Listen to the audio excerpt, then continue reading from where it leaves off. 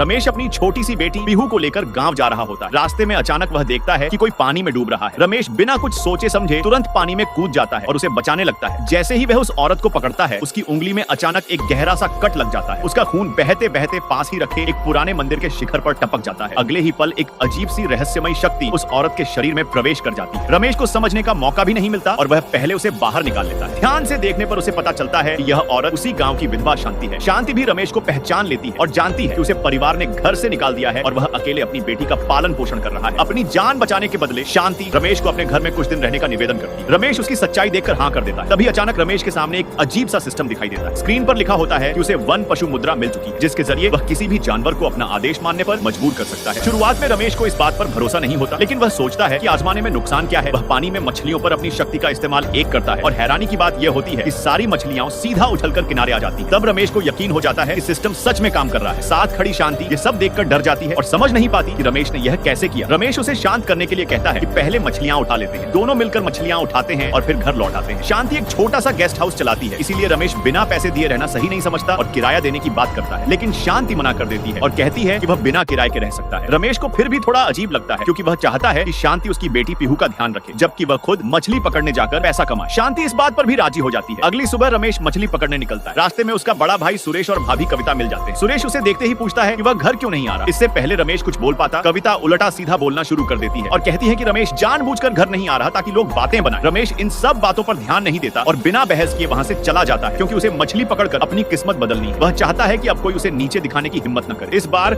रमेश नदी के बीचों बीच जाकर अपनी नाव रोकता है, क्योंकि वहां मछलियां ज्यादा होती हैं। वह अपनी शक्ति का इस्तेमाल करता है और कुछ ही देर में पूरी नाव बड़ी बड़ी मछलियों से भर जाती है। बाद में वह सारी मछलियां होटल के बाहर बेचने ले जाता है। होटल का मालिक मछलियों की ताजगी देखकर खुश हो जाता है और बहुत अच्छी कीमत लगाता है। वह रमेश से कहता है कि आगे से भी सारी मछलियां वहीं लाया कर। दोनों के बीच लंबी साझेदारी तय हो जाती है। रमेश मालिक की ईमानदारी देखकर अपनी एक पुरानी और दुर्लभ कछुआ भी दिखाता है और पूछता है कि क्या वह इसे खरीदेगा। होटल का मालिक कहता है कि उसे इस चीज की असली कीमत का अंदाजा नहीं है, लेकिन वह किसी विशेषज्ञ को बुलाकर जांच करा सकता है। इतना कहकर वह फोन करने चला जाता है और कुछ ही देर में खरीदार वहां पहुंच जाता है।